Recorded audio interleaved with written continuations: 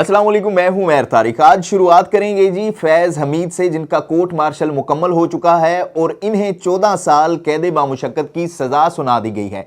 और इस हवाले से ISPR की जानिब से एक तफसीली जो वजाहत है या आप कह सकते हैं कि इलामिया है, वो भी जारी कर दिया गया है।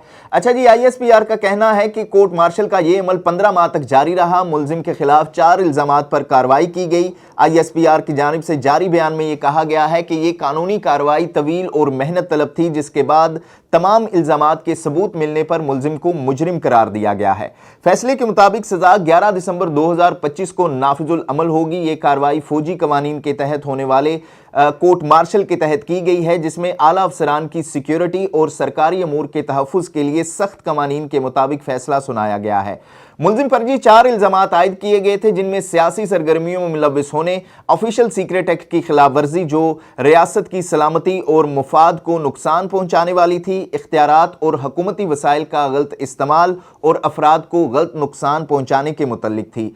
कोर्ट मार्शल ने तमाम कवानीनी दफात की पाबंदी की। मुलजिम को तमाम कानूनी हकूक दिए गए, जिनमें इनकी पसंद की दिफाई टीम के हकूक भी शामिल थे।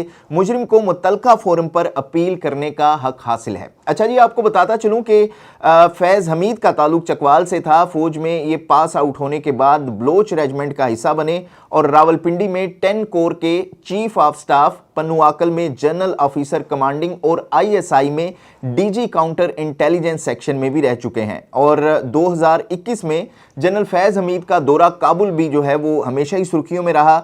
2021 में इनकी बतौर कोर कमांडर पेशावर तैनाती हुई, जिसकी जिम्मेदारी इन्होंने नवंबर में संभाली थी। 10 माह के मुख्तसर अरसे में इन्हें पेशावर से बहावलपुर कोर कमांडर तैनात कर दिया गया। लेकिन जब नवंबर 2022 में फील्ड मार्शल आसिम मुनीर ने आर्मी चीफ का ओहदा संभाला या उन्हें नामजद किया गया, तो ये 5वें नंबर के ऑफिसर थे और उस वक्त इन्होंने कबल वक्त रिटायरमेंट ले ली थी।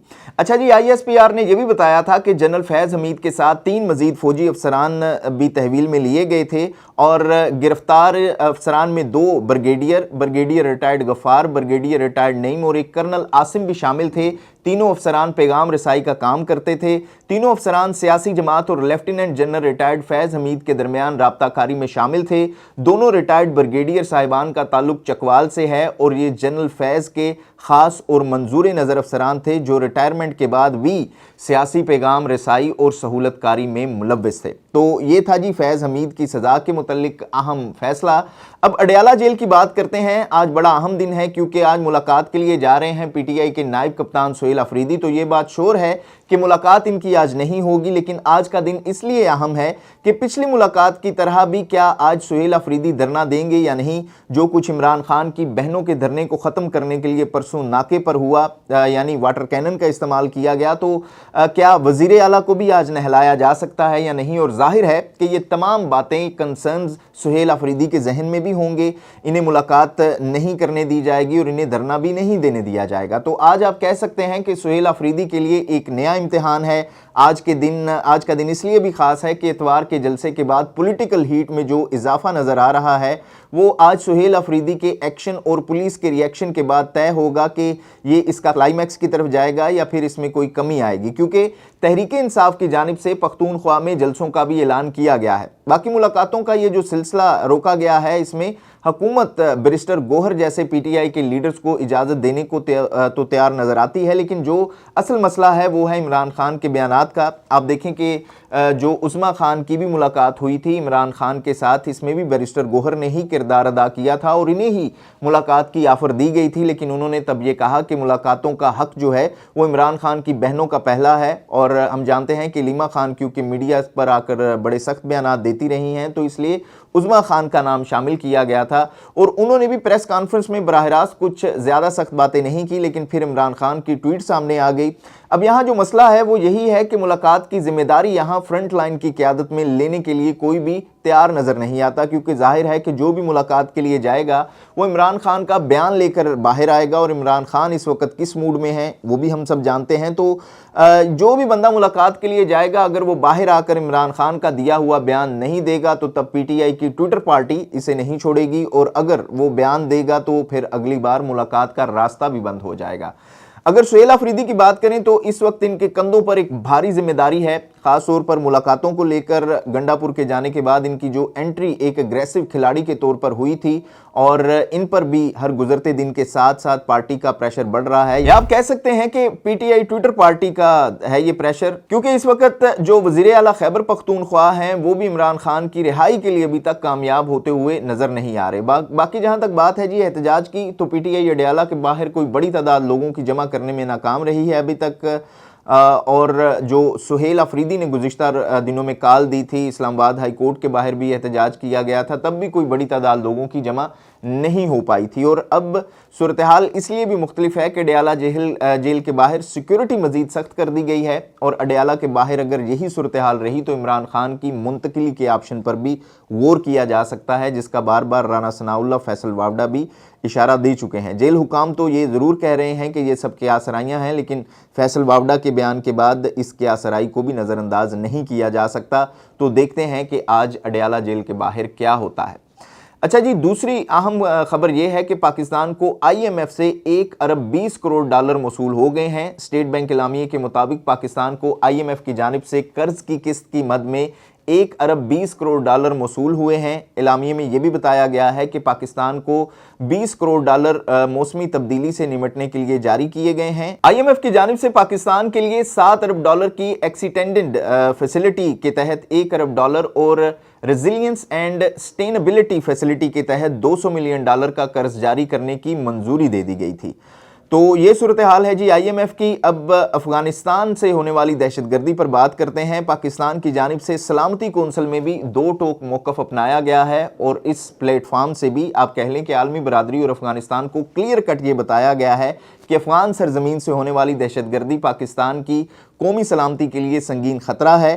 اقوام متحدہ میں پاکستان کے مستقل مندوب عاصم افتخار نے سلامتی کونسل کے اجلاس میں یہ کہا ہے کہ 6000 ٹی ٹی پی کے جنگجو افغانستان میں موجود ہیں۔ طالبان اپنی سرزمین پر ٹی ٹی پی کے خلاف کارروائی کریں ورنہ پاکستان اپنے تحفظ کے لیے اقدامات کرے گا۔ انہوں نے کہا کہ افغانستان پھر سے دہشت گرد گروہوں اور ان کی پراکسی عناصر کو پناہ دے رہا ہے۔ ٹھوس شواہد ہیں کہ افغانستان میں دہشت گرد گروہ باہمی تعاون کر رہے ہیں۔ انہوں نے مزید یہ کہا کہ پاکستان میں دراندازی کی متعدد کوششوں کو کامیابی سے ناکام بنایا گیا۔ ہماری بہادر فورسز اور عام شہریوں نے عظیم قربانیاں دی ہیں۔ اقوام متحدہ کی ٹیم نے بھی ٹی ٹی پی کی افغان سرزمین پر موجودگی کی تصدیق کی۔ اچھا جی، یہ بات بہتر ہے کہ آپ نے ملک میں جو بھی پالیسی بنائی ہے اس پر آپ کلیئر ہیں، اور عالمی برادری کو بھی اس متعلق آپ آگاہ کر رہے ہیں، لیکن بات وہی ہے کہ پالیسی کوئی بھی بنائی جائے اس کو لانگ ٹرم ضرور ہونا چاہیے، اور اس پر ملک میں کنسنسس بھی لازمی ہونا چاہیے۔ اچھا جی، لندن ہائی کورٹ نے جو ہے وہ بریگیڈیئر راشد نصیر کے حق میں تفصیلی فیصلہ جاری کر دیا ہے، جس میں عادل راجہ کو جھوٹا قرار دیا گیا تھا۔ عدالت نے اپنے تفصیلی فیصلے میں کہا ہے جی کہ عادل راجہ نے جون 2022 میں جو الزامات عائد کیے تھے ان کے حق میں کوئی قابل قبول ثبوت پیش نہیں کیے گئے، اور یہ تمام دعوے محض بہتان اور شخصیت کشی پر مبنی تھے۔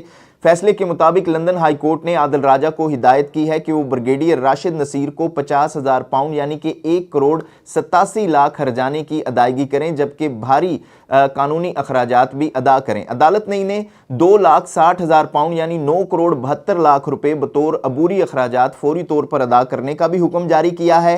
عدالت کے مطابق تمام مالی واجبات 22 دسمبر تک ادا کرنے ہوں گے۔ عدالت نے حکم دیا ہے کہ عادل راجہ اپنے تمام سوشل میڈیا پلیٹ فارمز پر فیصلے کا خلاصہ 28 دن تک نمایاں طور پر آویزہ کرنے کے پابند ہوں گے، اور عدالت نے مستقبل میں جھوٹے الزامات دہرانے سے روکنے کے لیے سخت جو ہیں وہ ہدایات جاری کی ہیں۔ عدالت کے حکم کے مطابق اگر انہوں نے فیصلے پر عمل نہ کیا تو ان پر توہین عدالت، جرمانہ اور ممکنہ جیل کی کارروائی بھی ہو سکتی ہے۔ عدالت نے کہا ہے کہ پنجاب الیکشن، مبینہ ملاقاتوں، رجیم چینج کے متعلق تمام بیانیے بے بنیاد ہیں اور حقائق سے ان کا کوئی تعلق نہیں ہے۔ فیصلے میں یہ بھی کہا گیا ہے کہ اگر الزامات نے بریگیڈیئر راشد نصیر کی شہرت کو نقصان پہنچانے کی کوشش کی جو مکمل طور پر غلط ثابت ہوئی، عدالت نے متعدد حساس الزامات کو کلی طور پر ممنوع قرار دیتے ہوئے ان کے دوبارہ تذکرے کو بھی غیر قانونی قرار دیا ہے۔ فیصلے میں یہ بھی شامل کیا گیا ہے کہ عدالتی حکم کا لنک اور خلاصہ ہر پلیٹ فارم پر واضح اور نمایاں طور پر دکھایا جائے تاکہ عوام تک درست معلومات پہنچے۔ اچھا جی، اب یہ صاحب جو ہیں وہ لوگوں سے پیسے مانگتے پھر رہے ہیں کہ ان کی مدد کی جائے، لیکن آپ لٹرلی یہ کہہ لیں کہ مجھے سمجھ نہیں آتی کہ ان کو سنتا کون ہے، اور ان کی من گھڑت باتوں اور قصوں کہانیوں پر لوگ کیسے یقین کر لیتے ہیں۔ باقی ان کی واپسی کے لیے بھی کوششیں جاری ہیں، دیکھتے ہیں ہیں کہ اس معاملے میں پاکستان کو کس حد تک کامیابی ملتی ہے، اور خبریں یہ بھی آ رہی ہیں کہ پاکستان انگلینڈ کے ساتھ جو ہے وہ کوئی ٹریٹی بھی سائن کر رہا ہے مجرموں کے تبادلے کی یا لوگوں کے تبادلے کی۔ اچھا جی، ایک دفعہ پھر ذکر کرتے ہیں سیاست کا، اور بلاول بھٹو آپ کہہ لیں کہ ایک بار پھر لاہور یا پنجاب کی سیاست میں انٹری کرتے ہوئے نظر آ رہے ہیں۔ لاہور میں پچھلے کچھ دنوں میں انہوں نے اس حوالے سے جو ہیں وہ ایکٹیویٹیز بھی کی ہیں، پنجاب کے تاجروں سے بھی ملاقات کی، اس کے ساتھ ساتھ انہوں نے لاہور میں سینئر صحافیوں سے بھی ملاقاتیں کی ہیں، اور کل وہ لاہور کے علاقے باغبان پورہ کی ایک گلی میں میڈیا ٹاک کرتے ہوئے بھی نظر آئے۔